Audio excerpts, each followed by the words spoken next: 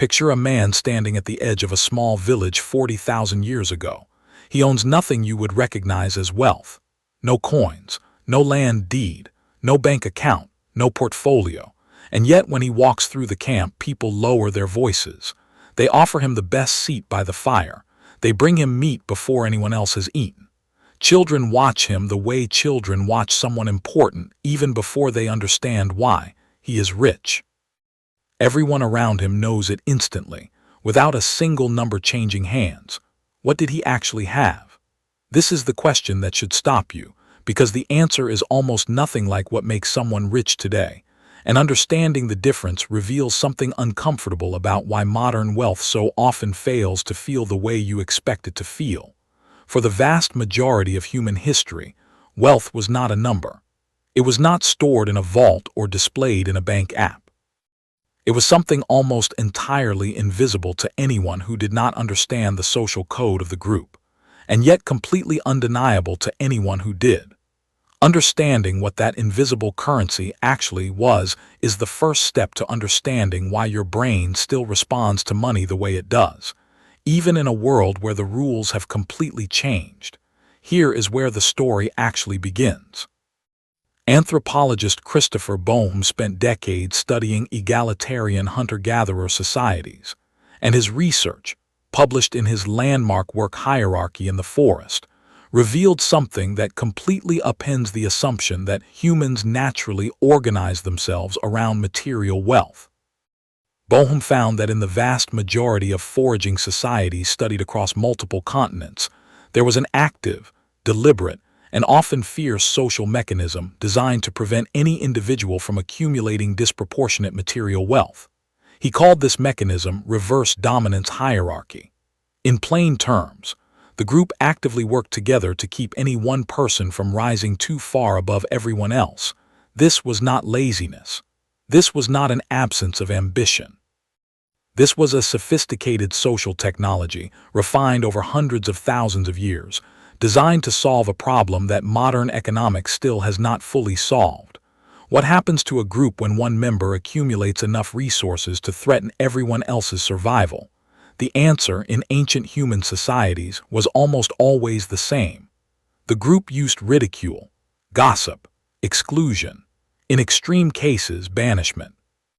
Anthropologist Richard Lee documented this directly in his fieldwork with the Jew/Hoansi people of the Kalahari, observing what he called insulting the meat, a ritual practice where a successful hunter who brought back a large kill would be mocked, teased, and have his accomplishment publicly diminished by the very people he was about to feed. The hunter was expected to downplay his own success, to deflect praise, to insist the kill was small, the luck was unearned, the skill was nothing special. This looks on the surface like strange cruelty towards someone who just did something genuinely valuable for the group. It is not cruelty. It is a vaccine. A small, controlled dose of humility administered preemptively to prevent something far more dangerous. A member of the group beginning to believe they were owed more status, more resources, or more deference than everyone else, simply because they had been successful once.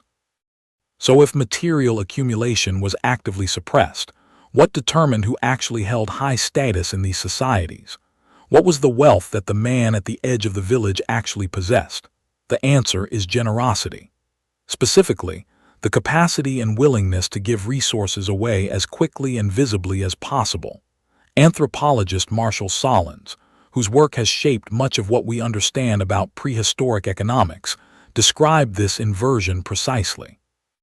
In a world where private accumulation was socially dangerous, the only safe way to convert a surplus of resources into status was to immediately distribute it. The hunter who brought down the largest animal did not become wealthy by keeping the meat. He became wealthy in the only currency that actually mattered by giving it all away, publicly, generously, and without keeping score. This created what economists studying these systems came to call a prestige economy. Status did not flow toward those who held the most. It flowed toward those who gave the most. The richest person in the village was, by definition, the person who currently possessed the least material surplus, because they had already redistributed it. This sounds almost impossible to a modern mind. It directly inverts everything contemporary culture teaches about wealth. But it makes complete evolutionary sense once you understand the actual problem prehistoric humans were solving. In small, interdependent groups where survival depended entirely on cooperation, a person who gave generously was making a long-term investment in social capital, in the certainty that when their own luck eventually failed, when illness or injury or a bad season left them with nothing, the group would remember their generosity and return it. Status was not a luxury. It was insurance. The man at the edge of the village was not flexing his social capital for ego. He was maintaining a survival mechanism that had kept the entire group, including himself, alive for thousands of generations. This brings us to one of the most visually striking and historically documented examples of prestige economics in the entire anthropological record: the potlatch ceremonies of the Pacific Northwest Coast peoples, including the Kwakwaka'wakwa and Tlingit nations. Anthropologist Franz Boas, working in the late 19th and early 20th centuries, documented these ceremonies extensively, and what he recorded genuinely startled European observers at the time, because it broke every assumption colonial economists held about how wealth should behave. In a potlatch, a high-status individual or family would host an enormous feast and ceremony, during which they would give away, and in some documented cases deliberately destroy, vast quantities of accumulated wealth: blankets, carved goods, food stores representing months of labor. The goal was not survival. The goal was status. The family that gave away the most or destroyed the most in a dramatic and irrecoverable display gained the highest standing in the community. Wealth that was hoarded was wealth that meant nothing. Wealth that was spectacularly, generously surrendered was wealth that built a legacy.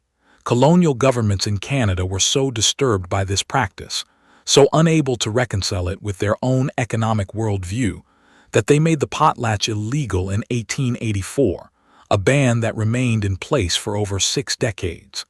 They could not comprehend a system where giving away resources, rather than hoarding them, was the mechanism of building power. It looked, to colonial eyes, like irrational waste. It was, in fact, one of the most sophisticated status economies ever documented by anthropologists.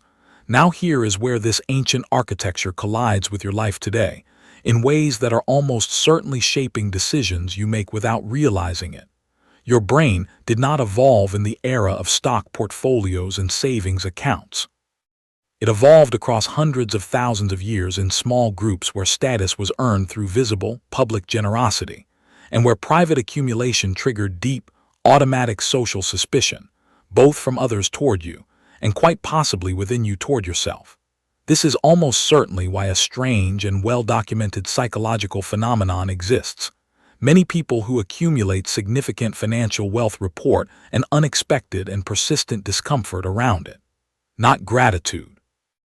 Not pure satisfaction. Discomfort. A nagging sense that the wealth itself is somehow illegitimate, or that they need to justify having it, or that they must immediately convert some portion of it into visible generosity before they can fully feel entitled to enjoy the rest. Researchers studying the psychology of sudden wealth, including those examining lottery winners and unexpected inheritances, have repeatedly documented this same pattern.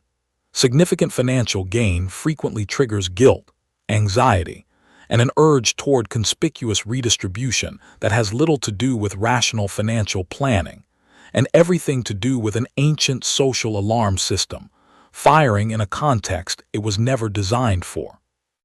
Psychologist Paul Piff, whose research focuses on the social psychology of wealth and inequality, has documented something related from the opposite direction. As people's wealth increases, certain pro-social behaviors, generosity toward strangers, ethical consideration in ambiguous situations, measurably decrease in laboratory and field studies. One interpretation, consistent with the ancient framework, is that modern wealth accumulation is largely insulated from the social visibility and accountability that once made generosity the only viable path to status. When no one in your tribe of 150 is watching how you distribute your surplus, the ancient incentive structure that once rewarded generosity simply has nothing to act on. This is the modern paradox sitting underneath an enormous amount of financial behavior. You are running software built for a prestige economy, inside a system built for private accumulation. The two operating systems are not just different. They are, in important ways, opposites. And the friction between them produces real, measurable consequences in how people actually behave with money, consequences that show up far more often as quiet anxiety and unconscious self-sabotage than as anything anyone would ever describe out loud as a financial strategy. Consider how often financial decisions are driven not by calculation, but by an invisible need to be seen a certain way. The instinct to spend visibly rather than save invisibly, because invisible savings produce no social signal, while a visible purchase, even an unaffordable one, still echoes that ancient currency of public display.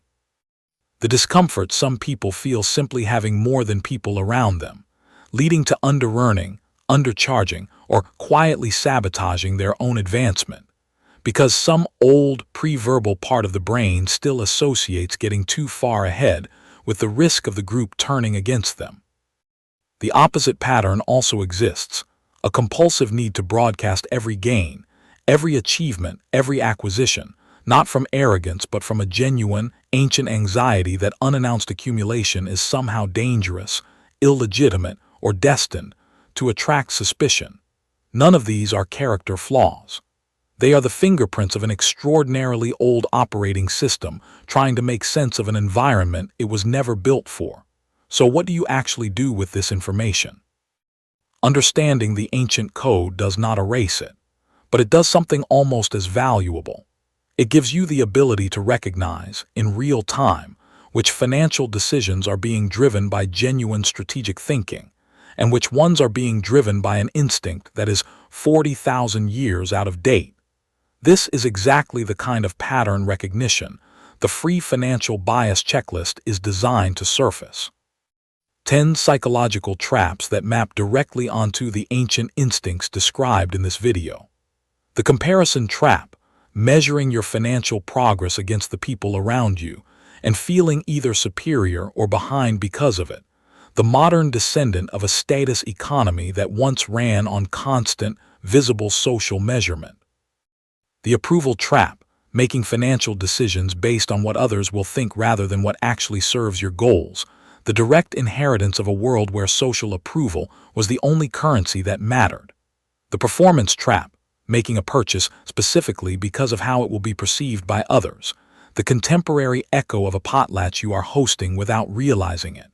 You check the ones that feel familiar. The discomfort of recognition is the most useful data point you will get all week. The link is in the description. It takes 2 minutes and it is completely free. The man at the edge of the village owned almost nothing, and he was the richest person there. You may own a great deal and still feel, on some quiet evening, like none of it has actually landed. That feeling is not a flaw in you. It is a 40,000-year-old measuring instrument, still running, still calibrated for a world that no longer exists, still trying to tell you something true about status, safety, and belonging using a language your modern bank account was never built to speak. The question worth sitting with is not how much you have. It is what your wealth is actually for, and whether the answer you are currently living by came from a strategy you chose or an instinct you inherited. If this video shifted something in how you think about wealth, drop a comment below and tell me which part of this ancient economy surprised you most. Subscribe for more breakdowns at the intersection of psychology and money. The financial bias checklist is in the description. Start there.